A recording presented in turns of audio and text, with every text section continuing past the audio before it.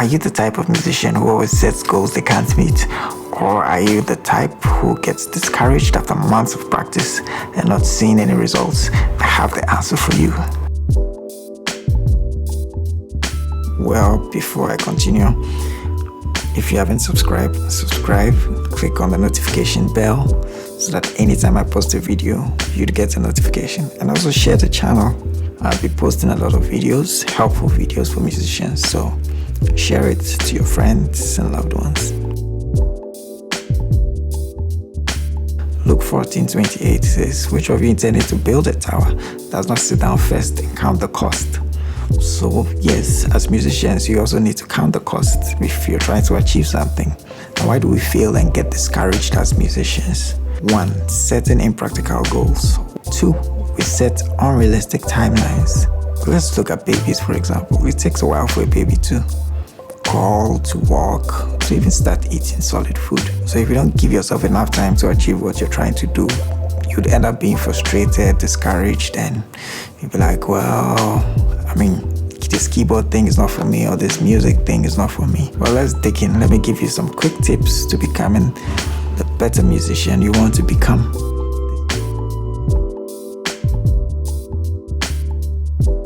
1. Set realistic targets. Now, I'm not discouraging you from having big dreams. Have big dreams, but break it down into achievable targets. Okay, which takes me to the second point, which is set realistic timelines. Every year I used to tell myself, hey, this year I'm going to be a better musician, or this year I'm going to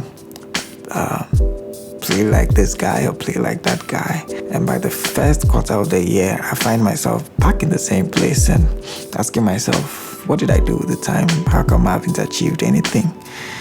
And I'll just console myself and say, well, 3 months are gone, I have 9 months left. And guess what?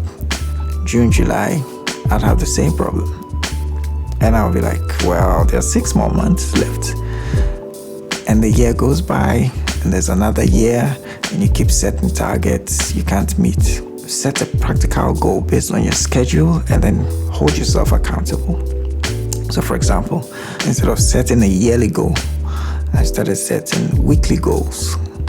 And I used to tell myself, okay, this week I'm going to work on maybe my left hand voicing, so this week I'm going to work on my dexterity. I realized it was more realistic because, week after week, I would assess myself. This is how I hold myself accountable. If I'm not able to meet my target, guess what? I do the same thing the following week. I don't skip it.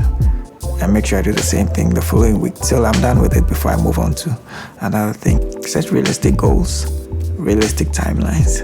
Now, the third thing I want to talk about is consistency. I meet many pianists who feel like they need to learn everything at a go.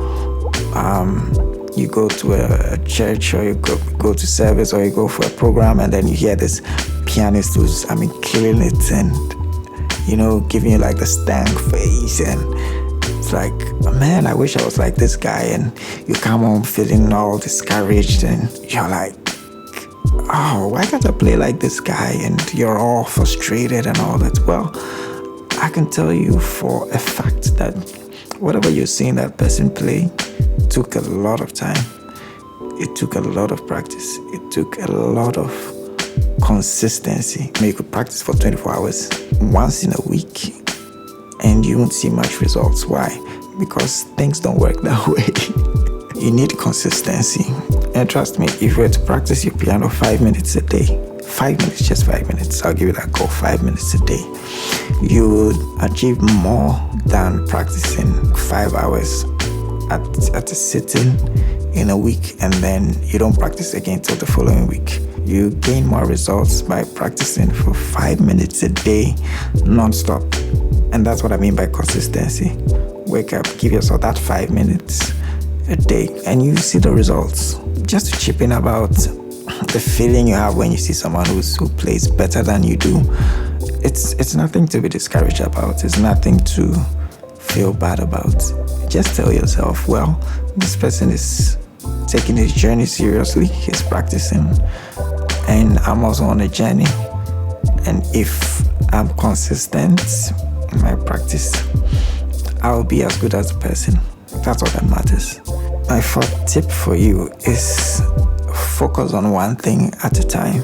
If you don't focus on what you want to study, you will not see results the way you want to see them. The problem I find with musicians nowadays is, it's actually a problem caused by YouTube. The abundance of content on YouTube. So you find people Googling what's the best chord, what's the fat chord, what's the best chord to learn in 2023 and all that. All those things are great, but focus on one thing.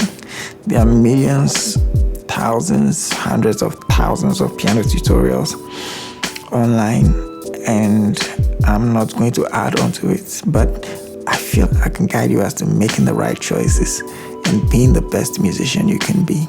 Now, the last thing I want to say is keep pushing. Don't be discouraged. The music journey can be frustrating.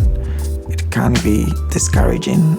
I mean, if you're the type who gets discouraged easily, you will fall out. You will not be able to achieve any of your goals. Well, I hope these tips are helpful, and I can't wait to see you put them in practice to be the best musician you can be this year. Send me your comments, send me your requests. The aim of this channel is not to create another piano tutorial. Yes, I do break down songs and all that.